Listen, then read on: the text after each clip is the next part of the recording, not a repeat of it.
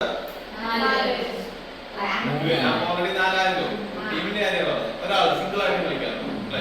അതിനകത്ത് ഡബിൾസ് ഉണ്ട്, സിംഗിൾസ് ഉണ്ട്, 2 ഗെയിമാണ്. 2016 തൊട്ടാണ് ഇന്ത്യയിൽ ഇച്ചിരി പോപ്പുലർ ആയത്. കാരണം എന്താ, അതുവരെ ബാഡ്മിന്റൺ ഉണ്ടായിരുന്നു, ഒത്തിരി പേര് കളിക്കുന്നുണ്ടായിരുന്നു, കോമ്പറ്റീഷനൊക്കെ പങ്കെടുക്കുന്നുണ്ടായിരുന്നു. പക്ഷെ 2016 തൊട്ട് ഇന്ത്യയിലെ യുവജനങ്ങളിലും 40, 50 ഇതൊക്കെ ഉള്ളവരിലൊക്കെ ഇത് കുറച്ചൊരു ആവേശമായി. കാരണം എന്തായിരിക്കും സംഭവം നടന്നത്?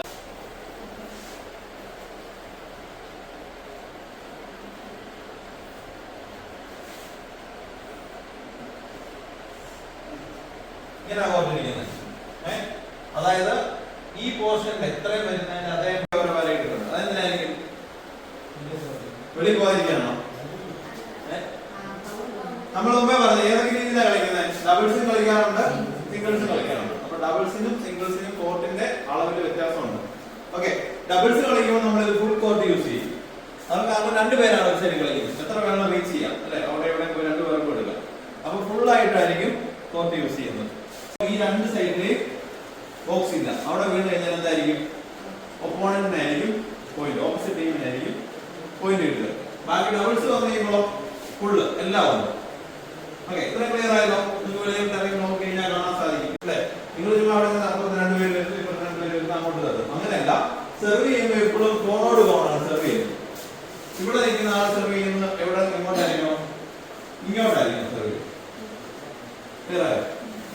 ഇവിടെ നിൽക്കുന്ന ആൾ സെർവ് ചെയ്യുമ്പോൾ ഇങ്ങോട്ട്. അത്യാവശ്യം വില വരുന്നതാണ്. ഒരു ബോക്സിനാണ് 6 മാനം വരുന്നത്. 800 രൂപ സംതിങ് ആണ് 6 മാസം.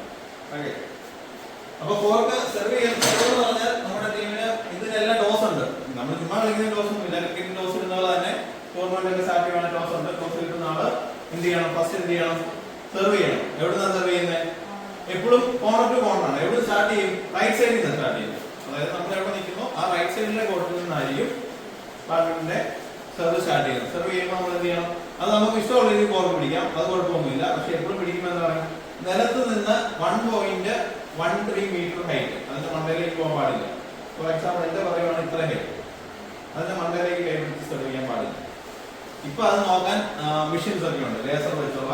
ഇതിന്റെ ടൂർണമെന്റുകളൊക്കെ നടക്കുമ്പോൾ അന്നേരം അവിടെ പവർ വിളിക്കും. നേരത്തെ ആണ് എന്തായിരുന്നു അരയെന്നാണ് പറയുന്നത്. എന്റെ അരയിൽ ഇച്ചിരി ഹൈറ്റ് കൂടുതൽ അല്ലെ? 1.3 ഹൈറ്റ്, അതാണ് അതിന്റെ ലെങ്ത് പറയുന്നത്.